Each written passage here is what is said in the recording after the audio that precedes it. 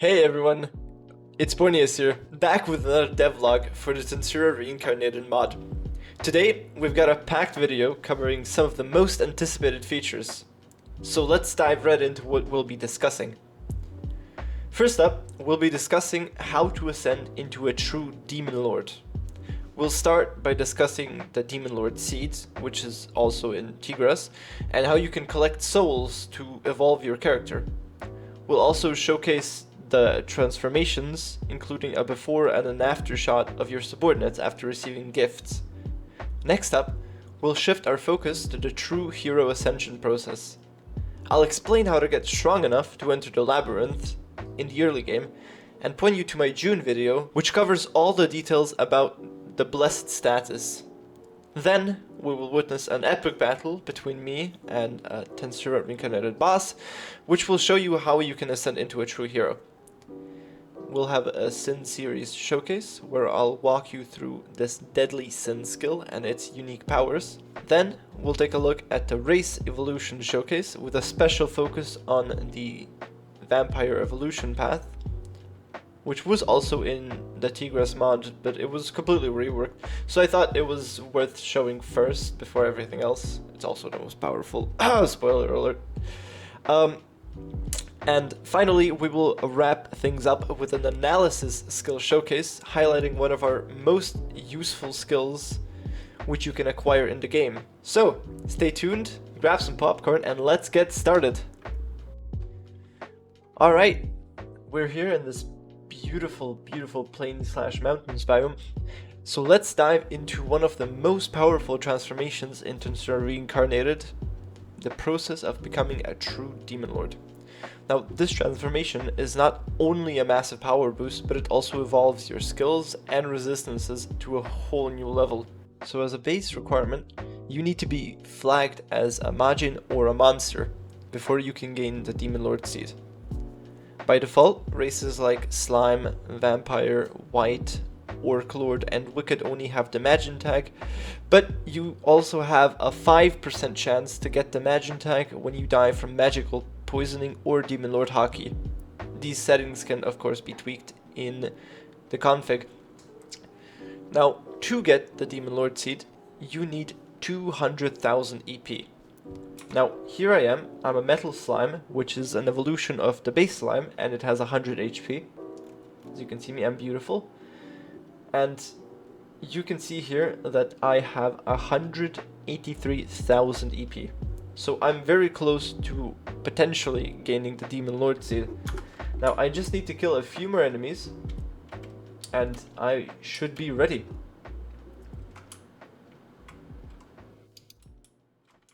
I think this should be enough. I was a bit weaker than expected. Doesn't matter.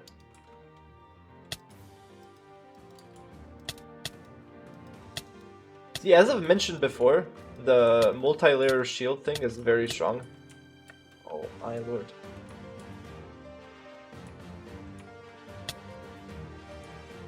I'm trying to use Predator, because Predator is very useful in these situations, due to the fact that it takes EP from your enemies the first time you eat something. Now I am on 188,000, so I'm a bit closer. I will still need to kill a few things. Let's do a Feathered Serpent, which is one of the spirits in Tensura Reincarnated. As you can see, it has 60 HP and around 8 or 9,000 EP. And once you attack it, it will fight back. Luckily for me, it is not strong enough to damage me. It does shoot these air balls or air projectiles, which do deal a lot of knockback. But luckily, due to the fact that I'm a slime, I can just do a cute little... I can just do a cute little slime jump. Shoot some fireballs. And kill my enemies. I love fireballs. Did I tell you that, like, I play Baldur's Gate, which is like a D&D game, and I just most of the time I just play Wizard. I just spam Fireball. It's so basic, I know, but I love it. All right. Anyways, let's kill a few more enemies.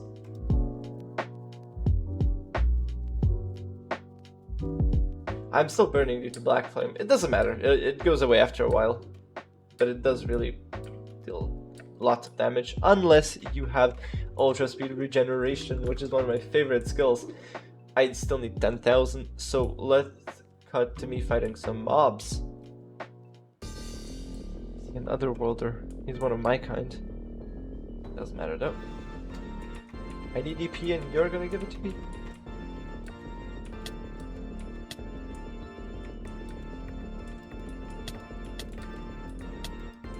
Oh shit, he's strong. Yeah, heal yourself with this, bastard. This is the healer Otherworlder. He's very strong, as you can see.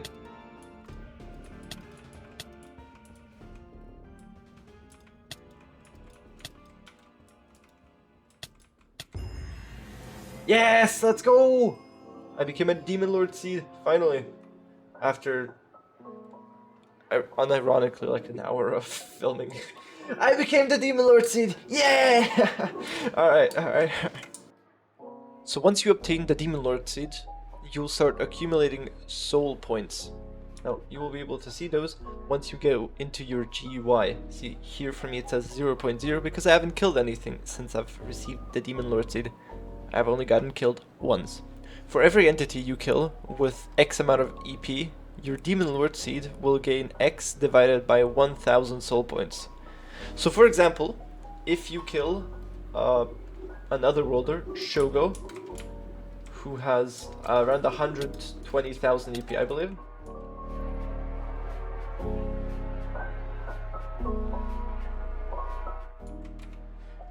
As you can see, I gain 91 souls. What this means is that the Otherworlder that I just fought had 91,000 EP. So here I am back in my base, and as you might notice, I have over 10,000 souls as a metal slime. It doesn't really actually matter if you're a metal slime or just a normal slime. As long as you have more than 10,000 souls, you can evolve. Now, you are not going to be able to evolve here. So the way to evolve is by typing in /evolve Demon Lord or hero later on. But anyways, what I wanted to show off is how much EP these entities have before I evolve and after I evolve. An orc will have 26,000. I endowed these, by the way. 17,000, 26,000. The lizardman will have 64. Well, this is Gabiru. He's not my favorite. We have Gabi, who has 73,000, and Lizardman, who has 54. Now, after I do /evolve Demon Lord, you will see that I've gained a lot of skills. And now you might be thinking to yourself, this is way too OP. Well, let me explain how this works to you. So, you are able to gain resistances throughout your playthrough by gaining the damage of the same type. For example, if you want to gain poison resistance, you need to take poison damage, and eventually, after learning it for quite a bit, you will eventually gain poison resistance. But since you cannot learn nullification, you have to wait until you evolve into something like a Demon Lord or a true hero, and only then will your resistances be able to go and become nullifications. That's can ignore. Anyways, I've awakened into a true Demon Lord, and now my subordinates have received a gift. Gabi went from 70 to 146,000. Lizardman went to 108,000, so it's a flat 2x boost, 129. He was like 64,000. 53, 52, 34. So all of your subordinates will become twice as strong, basically. As you can see, Beast Boy went from 150 hearts to 240 hearts because he got that big of a bonus in EP. So that was the comparison between my subordinate stats from before and after, and now we can look at my stats, you can see that I have no more souls, but my EP has raised by quite a lot. It used to be around 900,000 mark, and now it's on 2.44 million, which is around a 2. Well, it is a 2.5 boost. I just don't know what my EP was previously. But as you can see, I have 1.2 million magicules and 1.25 million aura, which is quite a lot, honestly. And I, of course, am a demon slime, which means that I have 1000 HP, 6.3 thousand spiritual HP, and I'm just much stronger. And the new abilities that I've gotten are just as impressive, from enhanced resistances and nullifications to new magic skills that I've unlocked due to having more EP. Becoming a true demon lord changes the game entirely, and it makes you just that much stronger. So, that was the path to becoming a true demon lord in Tensura Reincarnated. It's a challenging journey, it's a lot of grinding, but the rewards are more than worth it. Up next, we'll talk about the hero ascension and how to become a true hero in an epic battle. Stay tuned. Alright, adventurers, let's talk about gaining EP by defeating mobs and why it's essential to surviving the labyrinth in Tensura Reincarnated. In this mod, every mob you kill grants you existence points, or EP, which makes you progressively stronger. Each battle, each victory contributes to your overall growth. Here, you can see my EP increasing. It's currently at 60 and 900. As I defeat various mobs, the rest of which being this tiny slime. Another thing to note is that through gaining more EP, you also gain the opportunity to earn and learn new skills. In this case, it was Danger Sense, because for that one, I believe you only need 1000 EP. And the way Danger Sense is learned, and every other skill that will become available, is that you click on it. And as you can see, I have gained a negative effect, which in this case is Insanity. And this was added to the system of learning just to mix things up a bit. So sometimes when you are learning a skill, you will have a chance to either succeed and use the skill for a few seconds. For example, if it was a gravity field, you would gain the effect of feather fall and haste for a few seconds, or speed. Or in this case, with Danger Sense, it's gonna alert me if any mobs attack me if I succeed, which is quite unlikely. Now, this chance of succeeding does increase as you gain more learning points, and after clicking it 3 times, I've already gained like 5 out of, I believe it's like 100 in this case. So even without predation skills like Predator, Gluttony, or Pride, you are able to learn new skills and you are able to get stronger. Now back to the main topic, which is the labyrinth and gaining EP. Each mob provides a different amount of EP. For example, this slime would only provide me with 5 to 15 EP each. And that is not a lot.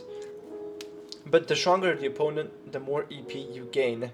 Now this system ensures that your efforts in combat, through fighting with tough mobs or even bosses, are always rewarded, pushing you towards becoming more powerful by the day, or by the fight in this case. Now, let's talk about why you need to gain EP before entering the labyrinth. The labyrinth is a magicule-rich area, and entering it as a weakling, like I am, will mean that you will instantly be quote-unquote killed and thrown out due to the condition known as magical poisoning. This effect can quickly drain your health and leave you vulnerable to attacks or even death. Now, thankfully, if you enter the labyrinth without having enough EP and you do lose all of your HP due to magical poisoning, it will just kick you out a bit away from the labyrinth instead of killing you right then and there and throwing your items, which would be quite a nuisance. By continuously defeating mobs and gaining EP, you can enhance your abilities, resistances, and overall power. Each mob you defeat is a step closer to becoming strong enough to withstand the labyrinth's magicules and to avoid magical poisoning. Now, on the top right, I'm gonna show you what it looks like when you enter the labyrinth with 1000 EP, like I have. I go in, I load in, and I instantly get kicked out because I just have that few magicules. I believe the barrier is like around 10 to 15,000. That's like the sweet spot. Anything above that works. Now, on the topic of gaining strength through EP, let's talk about the Sin series skill, Envy. Now, this skill is one of my favorite ones, and it's definitely not because I designed it. It's due to the fact that it's very cool and it has both offensive and defensive capabilities. Now, the first mode is called Absorb. This active skill can only be activated on targets with a higher power level than yours. Now, we did figure out after a while that this skill is way too powerful to not be nerfed, and so we've added the success rate of stealing the EP from your target based on the difference in power between you and them. If your power is significantly lower, you will have a lower success chance, and if it's almost equal, you will have a higher success chance. Now, this slime has the supermassive slime, which is a neutral boss, has 62,000 EP. So if I come next to them and I try using the ability of Envy, I immediately get killed, but I also gain a lot of magicules. That's 15,000. Now, I know it says 15,000, but realistically I took 30,000 EP away from them, because one half of that went to my temporary or my current magicules, and one half went to my max magicules. This ability does have a cooldown, as you have just seen, so timing and strategy are crucial for its effective use, though it's important to note that mastery of this skill reduces the cooldown, allowing for more frequent use. Next, we have the passive skill, Jealous Luck. And when I say skill, I do mean feature. This passive ability provides a higher chance to dodge attacks, enhances your luck, as you can see here, and grants you immunity to weakness and slowness. I believe this is dodging. So currently, when you stand near a slime, you become damaged through corrosion. But due to my high dodge, I am able to dodge all of these attacks. And the increased dodge chance and immunity to those debilitating effects really do make it a valuable asset in any combat scenario, whether it be fighting your friends or fighting a boss. Well, that really wasn't smart. Anyways, second mode I wanted to talk about is Strength Sap. It's an aura-based ability, which has a large area of effect. So I'm gonna show Absorb one more time, and I'm gonna do that by spawning in an Orc Lord. Not the Orc Disaster variant, but the weaker one, and I'm gonna dominate it with an Orb of Domination. Now, these orcs might be trying to kill me, but it doesn't matter because I have Strength Sap. And what Strength Sap does, as you might see here, is that it gives your enemies slowness and weakness, completely slowing them down and making them super weak so they cannot damage you. Strength Sap applies a weakening and slowing effect to enemies within range, unless they have a high enough power level to resist it. As you can see, my Orc Lord here, he has 83,000 EP, and I only have 18,000, so I cannot put Strength Sap on him, but I can absorb his power. Now I'm on 50,000. Additionally, this ability also drains a small amount of magic power and aura points from affected entities. And even though this effect doesn't transfer to you, it's still very powerful. Let's see it used on this supermassive slime. See, the supermassive slime has slowness and weakness and corrosion due to the Orc Lord, and we stand undefeated. This slime here also has slowness, weakness. The effects grow stronger or weaker based on the power difference between you and the person in your range. Now, this ability does come at a cost. and that is that it consumes a significant amount of magicules to keep up. Let's see that. It uses 2% of my magicules, which would be like 1,000, I believe. Yeah, it uses around 1,000 magicules per second of using, which is just my way of nerfing it a bit due to the ability being super strong. Additionally, it also has a chance to give you an insanity level for a short duration, which just gives it an additional element of danger. Anyways, with enough EP and careful preparation, you will be able to enter the labyrinth without having any issues. I myself have 49,000 magicules, so that obviously means that I can enter. But it's not preferable to go fight that elemental colossus because he will destroy me. Now, usually you wouldn't be spawning here, you would be spawning all the way out there, because this is my test world. I've already beaten the element colossus, so it just spawns me here as a basis. Through both grinding and killing mobs and getting better armor is crucial to surviving and conquering the labyrinth and the challenges that lie within in order to become the true hero.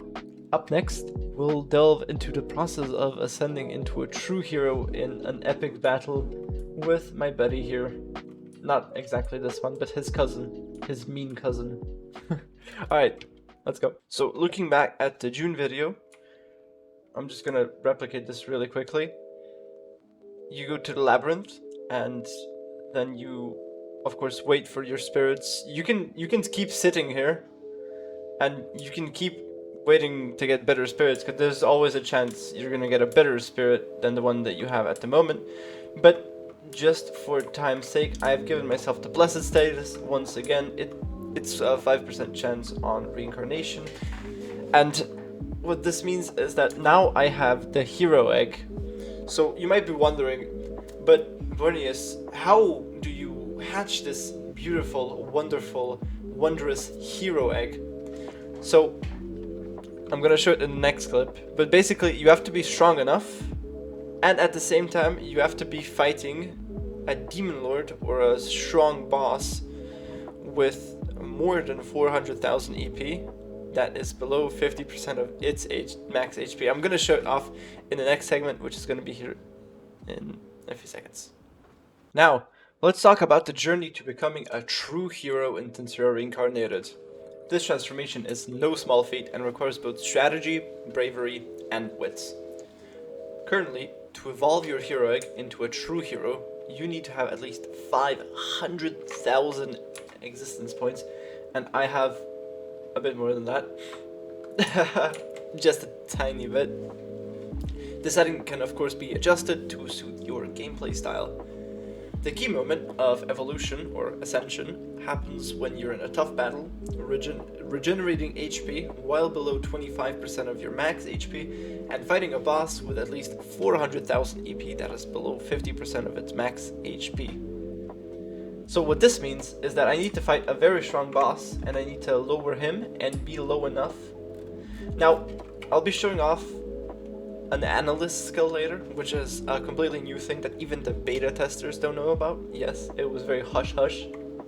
Just kidding, it was added like yesterday. Anyways, so we have the Dragonite here, which is Millim's intrinsic skill. We need to fight a boss that is strong enough, and in our case, that's the Orc Disaster. Look at this guy. 1800 HP, 850,000 existence points. He is truly the king, the demon lord of lords. At least until next update. And this guy is super strong. As you can see, he has a lot of HP, a lot of armor, which is super important because armor gives you a lot of defense, which means that you have a lot of damage negation. And in this segment, I'll be facing this guy that I previously faced alone with better skills, which is, of course, very scary of a thought for me.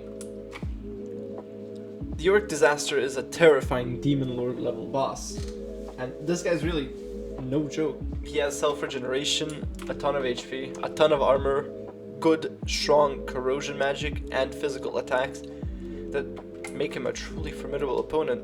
And let's not forget the billions of orcs right around him, some which even have netherite armor, which adds, of course, an extra layer of difficulty. But alas, I, Borneus, am determined to become a true hero and to ascend, and he just targeted me. Oh shit. To achieve this, I just need to push through and kill him, which would require me, of course, to deal so much damage that he can't really do anything about it. As a basis for my skills and my damage, I will be using the Absolute Severance skill. Now, this skill inflicts severance, which means that the Orc Lord won't be able to heal from this, which is of course optimal, at least when fighting such a boss. I'm also using a few other skills, such as Swipe, which you might have seen already, deals a lot of damage in a line, or it teleports you a bit away, as well as Hellfire, which can be seen through shaders, I believe.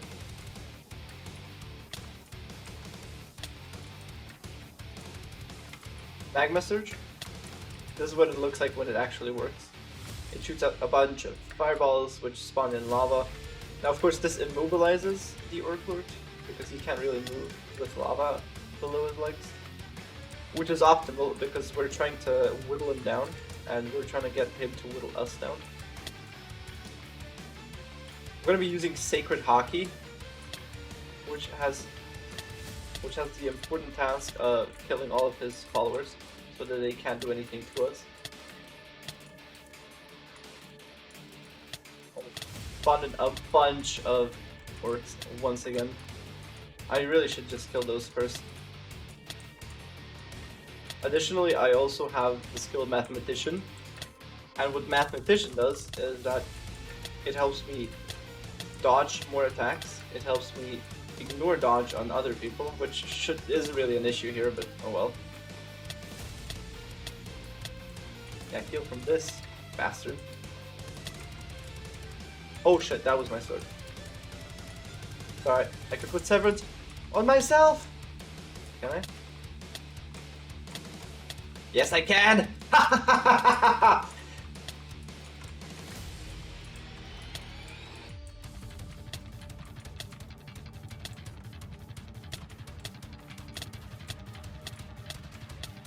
I'm being overwhelmed by just a pure amount of orcs here.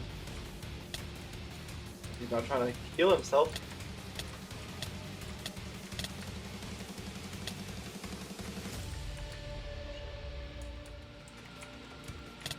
There goes my armor, and there goes my damage negation. Fuck. The corrosion really hits hard.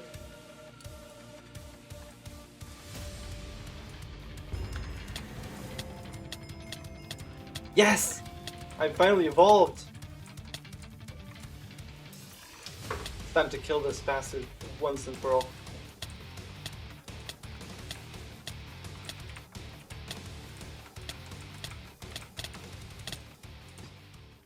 I won though, which is cool. Oh my god. God damn.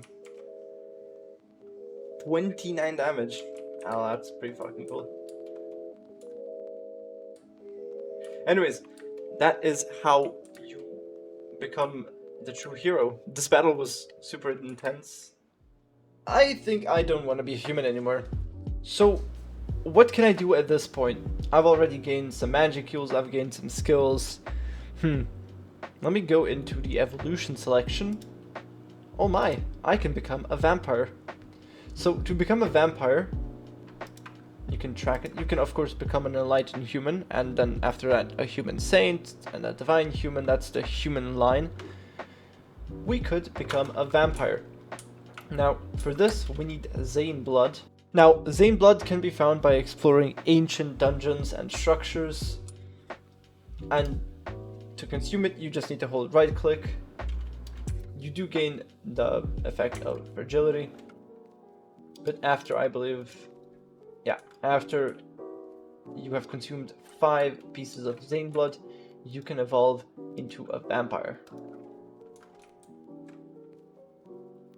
See, I am a vampire and I am in the sun, so I am currently burning. And what this means is that I need to run away. So the way the vampire evolution tree works is that you go from a vampire to a vampire overcomer. And for this, you need EP. And let's say I want to give myself a lot of EP. That's going to be Tensura edit Borneus stat EP. And let's set it to a few million. Anyways, so now as a vampire with 1 million EP, I can just straight up go into evolution mode and become a vampire overcomer. Now, as a vampire overcomer, I am no longer weak to sunlight, and I gain the, I believe, intrinsic skill of Blood Mist. Yes, it's an intrinsic skill. As a vampire, you gain a lot of intrinsic skills, such as Blood Mist, Charm. Let's equip all of these. Dragon Eye is not an intrinsic skill of the vampire race. I just need that for something. You also gain paralysis. You gain strength. You also gain shadow motion, steel strength. Honestly, the vampire race is currently the strongest one. Now, the way Blood Mist works is, as you might expect, it just spawns a field that sucks the HP, I believe, of... yeah, the HP of nearby enemies. It has a certain range of effect. You can spawn it in a 10 block range, and once you remove it, it explodes.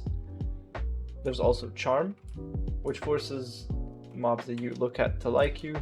They basically get mind controlled. So as a vampire, you gain a lot of intrinsic skills. You gain these, by the way, right off the bat. Alternatively to all of this, you could also do the command reset, which I'm gonna do right now. And instead of going human and then vampire, you could just immediately go to ghoul. Oh. As a ghoul, you're quite weak, and you do have a lot of negative effects in the sunlight, such as weakness, mining fatigue, slowness 5. It's honestly quite horrible, and you need quite a lot of EP to evolve. Oh lord. You need a few thousand EP to evolve, and since I don't have envy anymore, that's quite tough. But anyways, I'm just gonna give myself a bunch of EP again. Anyways, so you have to drink Zane blood to evolve from ghoul to vampire. But once you drink 5 Zane bloods, you can evolve. And lastly, once you get even more EP, you get to evolve into a divine vampire. As a divine vampire, you gain infinite regeneration as an intrinsic skill. Well, quote unquote intrinsic. But you do have a lot of HP. Now, even though the divine version of the vampire race might be a bit weaker than the other divine forms, such as the divine human, the divine beast, etc., it is still one of the best purely due to the fact that it has infinite regeneration, which is insanely OP in Tensura Reincarnated, being able to completely save you from death. And now we go on to the last part of the devlog, which is an analysis skill showcase.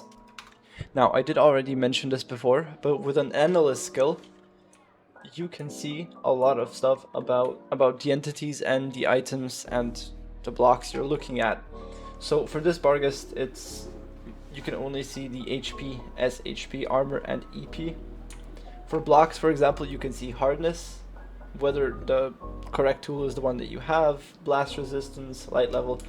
For example, for a stone, it would tell you that this is not the correct tool because you need a pickaxe. You will eventually also later be able to see skills, whether those are the equipped ones or the mastered ones. There is a lot of things to add to the analyst skills. It has just been added recently, but we still wanted to show it off because we thought it was cooler than the previous thing that I wanted to show off, which is resistances and nullifications. And those are kind of boring, to be honest. So I was overjoyed when Min told me that I could just show this off instead of resistances. Anyways, that was it for this month's devlog. By the time this video releases, I will be in Croatia, sitting on a beach, and this makes me very happy. And this will also be released on my birthday. So I want to thank you all for watching, and I want to let you know that I will be thinking about you a lot as the viewers and as faithful supporters while I am on a beach or while I am kayaking and looking for Roman artifacts. Anyways, that was it for today, and I will see you next month. Goodbye.